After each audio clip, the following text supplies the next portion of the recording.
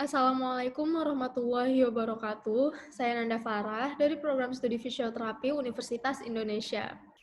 Pada video kali ini, saya akan menjelaskan tentang manajemen nyeri.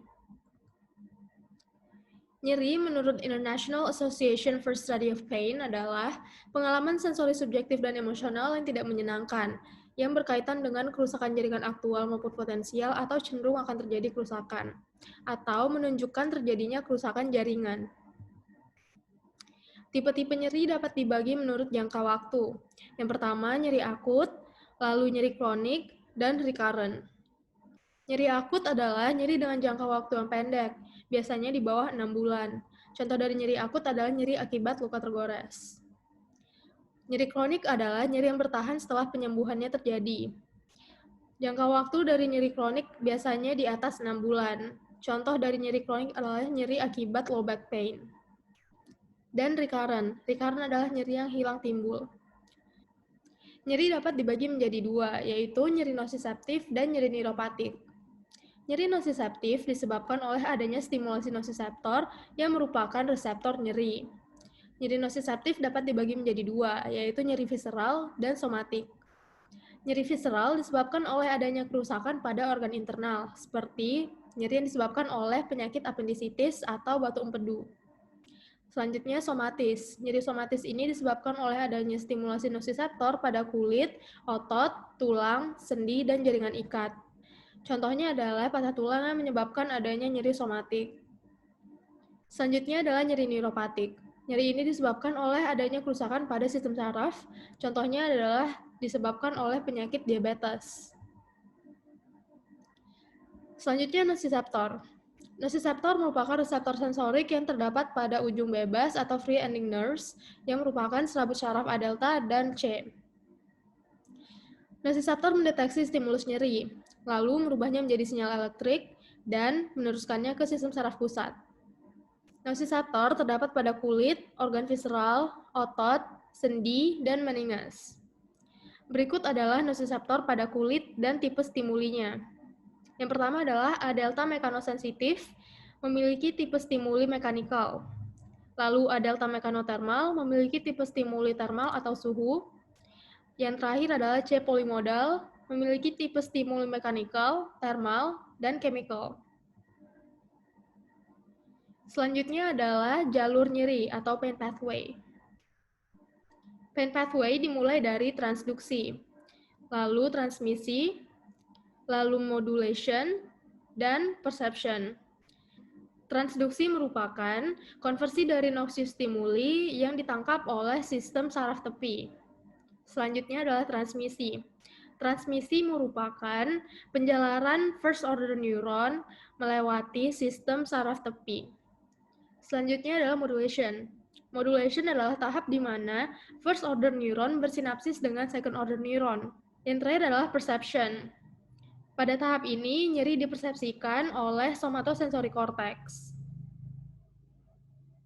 Di sini dapat kita lihat sistem saraf tepi seperti kulit atau sendi mengumpulkan noxious stimulus atau stimulus nyeri. Lalu stimulus ini diteruskan oleh first order neuron yang merupakan serabut saraf aferen seperti serabut A delta dan serabut C. Selanjutnya first order neuron masuk ke bagian dorsal horn spinal cord. Di sini first order neuron akan bersinapsis dengan second order neuron. Untuk bersinapsis dengan second order neuron, first order neuron mengeluarkan neurotransmitter seperti substance P. Setelah itu, second order neuron yang telah bersinapsis dengan first order neuron akan menyeberang ke sisi anterospinothalamic tract. Setelah itu, second order neuron akan diteruskan ke atas untuk pergi ke thalamus. Sesampainya second order neuron di thalamus, second order neuron akan bersinapsis dengan third order neuron. Selanjutnya, third order neuron akan memproyeksikan stimulus ini ke somatosensory cortex. Yang selanjutnya, somatosensory cortex mempersepsikan dan melokalisasi nyeri yang dirasakan pada bagian tubuh. Jalur ini disebut jalur ascending pathway karena jalurnya bergerak ke atas. Selanjutnya adalah jalur descending pathway yang bergerak ke bawah. Descending pathway merupakan jalur yang menginhibisi ascending pathway. Maka dari itu, descending pathway dapat dikatakan mengontrol nyeri yang dirasakan. Descending pathway dimulai dari area pada midbrain yang disebut dengan periaqueductal gray matter. Di sini, first order neuron keluar. Setelah itu, diteruskan ke area di medula yang disebut nucleus magnus. Di sini, first order neuron akan bersinapsis dengan second order neuron. Second order neuron pada nucleus magnus merupakan serotonergic dan noradrenergic.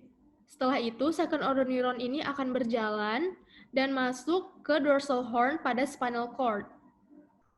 Masuknya second order neuron pada dorsal horn akan menginhibisi sinyal dari ascending pathway. Di sini dapat kita lihat bahwa second order neuron telah masuk ke dorsal horn spinal cord. Jika diperbesar, area pada dorsal horn yang menginhibisi nyeri ini dapat disebut dengan substansia gelatinosa. Di sini dapat kita lihat first order neuron akan bersinapsis dengan second order neuron. Untuk dapat bersinapsis, first order neuron akan mengeluarkan neurotransmitter berupa substance P. Di sini dapat kita lihat descending pathway telah mengeluarkan second order neuron ke dorsal horn. Second order neuron ini yang berupa serotonergic dan noradrenergic akan melakukan dua hal. Pertama, ia akan menginhibisi sinyal dari neurotransmitter untuk tidak dapat bersinapsis dengan second order neuron.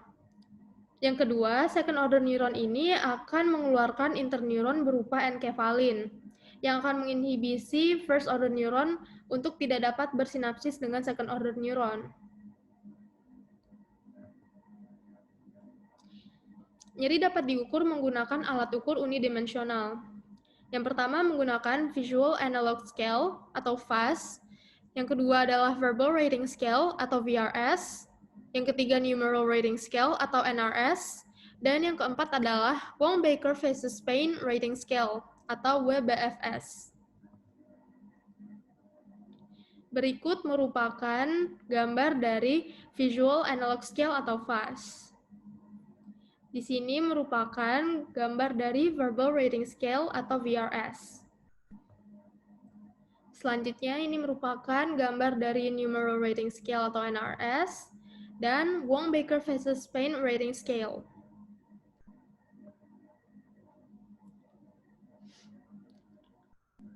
Selanjutnya, nyeri dapat diukur juga menggunakan alat ukur multidimensional. Yang pertama adalah dengan McGill Pain Questionnaire atau MPQ. Yang kedua, the Brief Pain Inventory atau BPI. Yang ketiga adalah Memorial Pain Assessment Card. Dan yang keempat adalah Pain Diary. Berikut merupakan gambar dari McGill Pain Questionnaire.